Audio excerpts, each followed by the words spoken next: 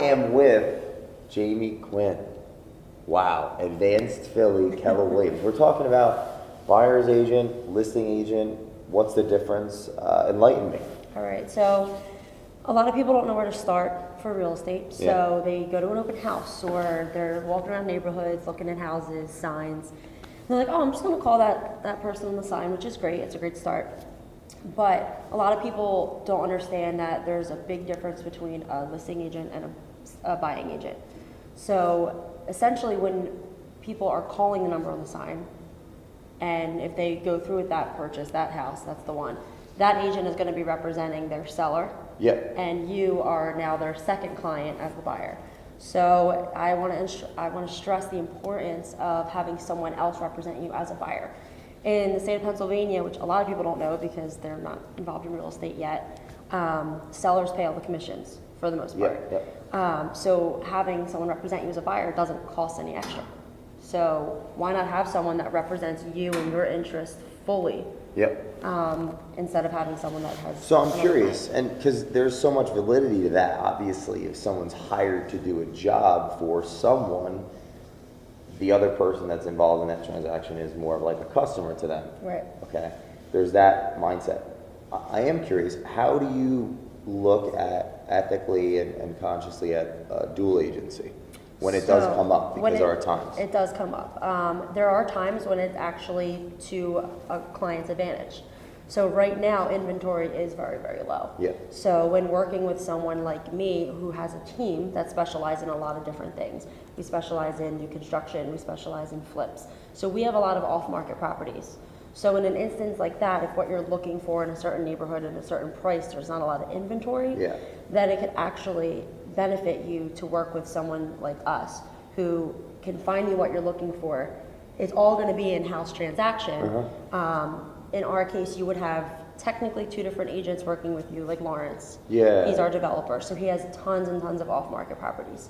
So he would be representing that. I would be representing the buyer. So it would still have two different people to some degree, but it would all be in-house. So that's how your team specifically views a lot of that. It's like, hey, we have the means because we're educated in more than one thing. Right. We have a team approach. Exactly. The other time I would suggest it is if you really, really trust your agent. No funny business going on, no swaying one way just to get the deal done if it's really not for the best interest of everyone. Maybe, because that's hard to gauge. Yeah. Like, I trusted all my girlfriends. Same. No, so, however, I guess length of time, if you just find someone, you know them a week, and they want a dual agent, to me, that's like, that would be the only, I don't have enough information, I haven't been with them long enough, so. Well, don't they say that people establish trust within the first 30 seconds? Well, they do, but we can take advantage of it. Well, same. Right, like if I just meet someone, so that's the thing is like, where is the line with dual agency? And if you could give a tip to anyone that's going to buy a home someday, how would you go about it? Knowing what you know now, I guess. Knowing what I know now. I know it's a difficult question, but. No, it's not. So on the listing side, when I am a dual agent, it means I've done my job. I found the buyer that I thought was perfect for this listing. Okay. Now, it doesn't happen a lot. It happens here and there. And that's a separate video. Yeah, separate content. Definitely separate. But when you're first starting out, I would definitely recommend having someone represent you as an agent on the buy side because there's so many things. For instance, I don't dry clean my own clothes. I let the professionals do it. When it's really cold out, I valet my car because I let the professionals do it. So in this instance, it's a really big purchase. There's a lot that can go wrong, and there's so much content on the internet that it's probably overwhelming, and you don't even know where to start. So it really does help to have someone who knows what they're doing. And people probably, they start looking for a house. They think, well, I'm not ready yet. Let me just start looking. Doesn't that usually mean they're ready? Yeah. Honestly, and this is part of my job, it's not everyone else's job to know the market or know interest rates or know when it's a good time to buy. So my job is to get in front of people like you and let you know about all these programs because people don't know they're out there. Yeah. I have people that do 0% down, 102% financing, which is a separate thing because it doesn't even make sense, but it's true.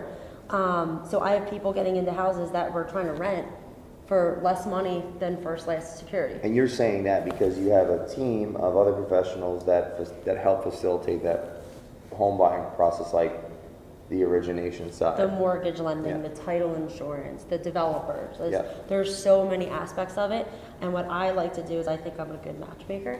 So I listen to people and what they want and their goals financially, 2-year, 3-year, 5-year plans, and I fix all of those things together.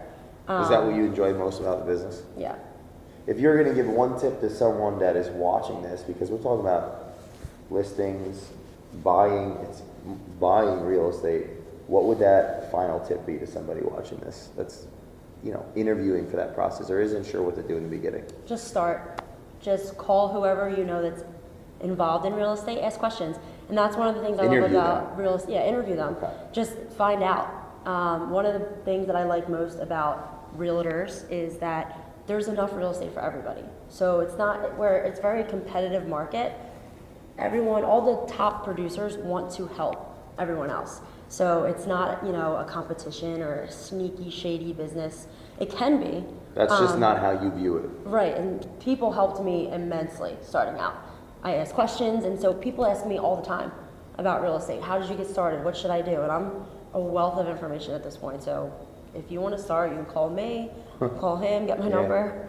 Jay Doran, Jaime Quinn, Advanced Philly team, and we will see you soon.